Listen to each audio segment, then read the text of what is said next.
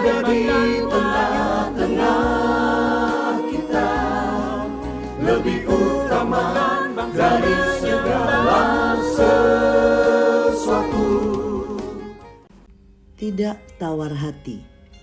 Sebab itu kami tidak tawar hati, tetapi meskipun manusia lahiriah kami semakin merosot, namun manusia batiniah kami dibaharui dari sehari ke sehari.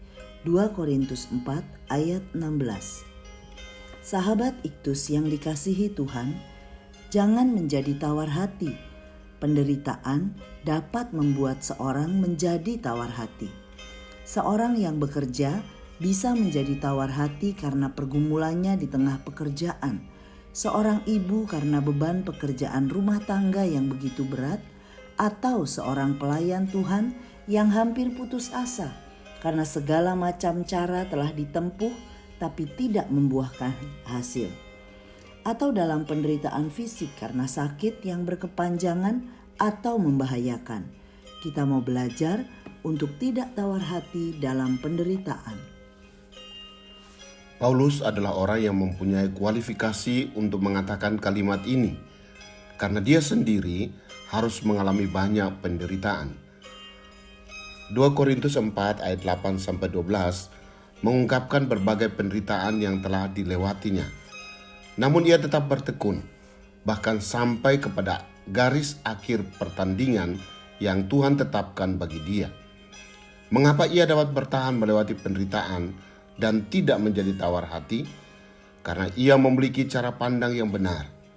Mari kita belajar melalui kebenaran ini. 1.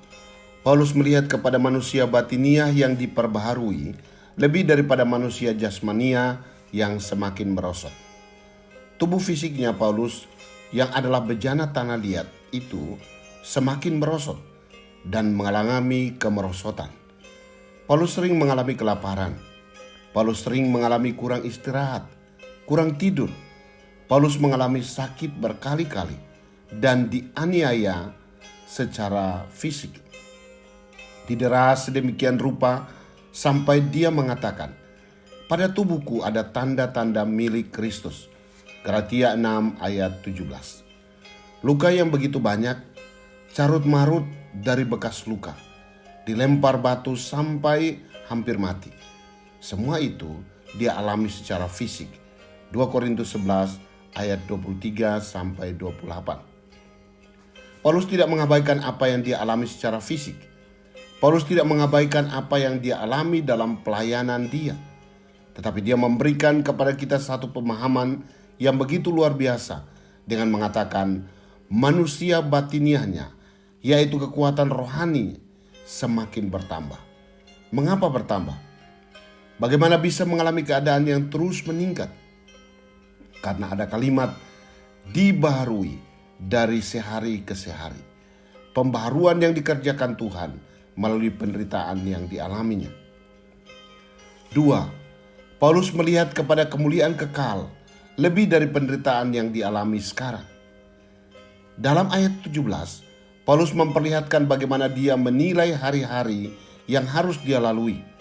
Paulus mengajarkan kepada kita untuk menilai kondisi sekarang, bukan dari sudut pandang kekinian, tetapi dari sudut pandang kekekalan.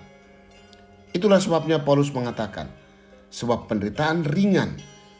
Perhatikanlah bahwa dia memandang penderitaan dan pergumulannya sebagai penderitaan yang biasa. Ini ironis dengan semua penderitaan berat yang harus dialaminya. Paulus mengatakan penderitaan yang sekarang ini bersifat sementara. Ini satu hal penting yang kita perlu pelajari. Ia memikirkan apa yang bersifat kekal, yaitu yang selama-lamanya dapat bertahan. Paulus menyadari bahwa penderitaan adalah sarana yang Tuhan pakai untuk mendapatkan buah yang bernilai kekal.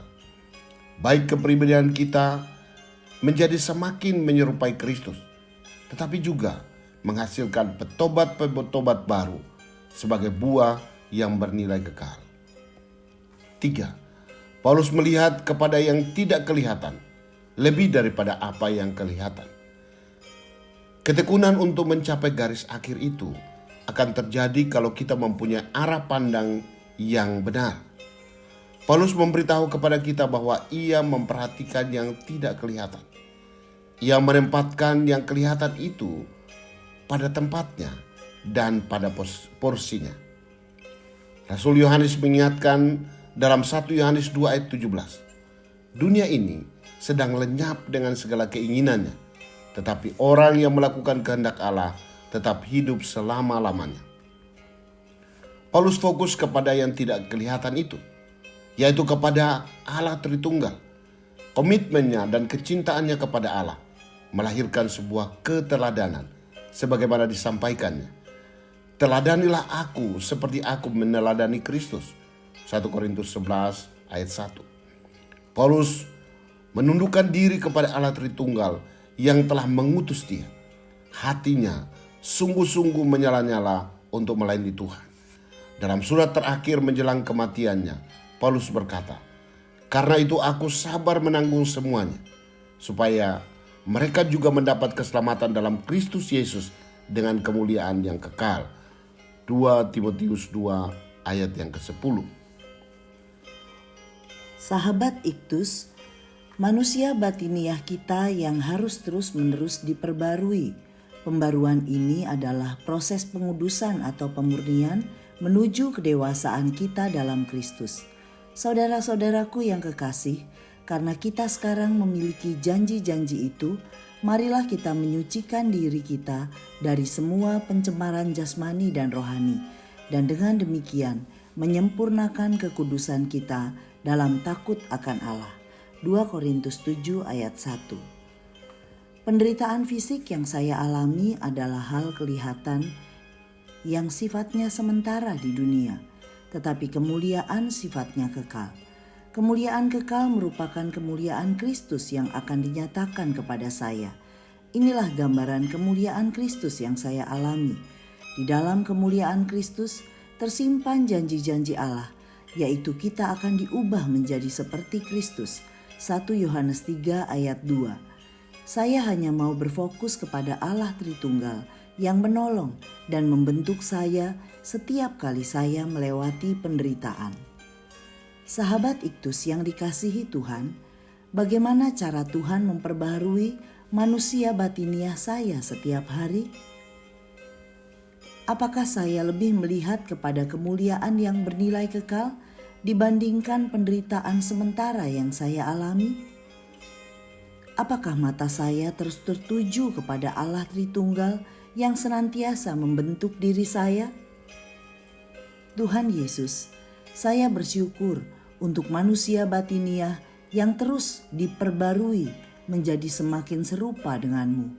Saya tidak mengeluhkan penderitaan yang saya alami karena saya tahu bahwa Tuhan bekerja melaluinya hingga saya mencapai kehidupan yang memuliakan Allah. Ajarilah saya untuk tidak berorientasi kepada apa yang kelihatan, yaitu segala sesuatu yang bersifat sementara, tetapi kepadamu yang tidak kelihatan, dengan terus mengusahakan untuk mempersembahkan jiwa sebagai buah yang bernilai kekal. Amin. Janganlah kecut dan tawar hati, sebab Tuhan Allahmu akan menyertai engkau kemanapun engkau pergi. Kristus ada di tengah-tengah kita, lebih utama dari segala sesuatu. Kristuslah yang harus ku beritakan hingga datangmu Kristus.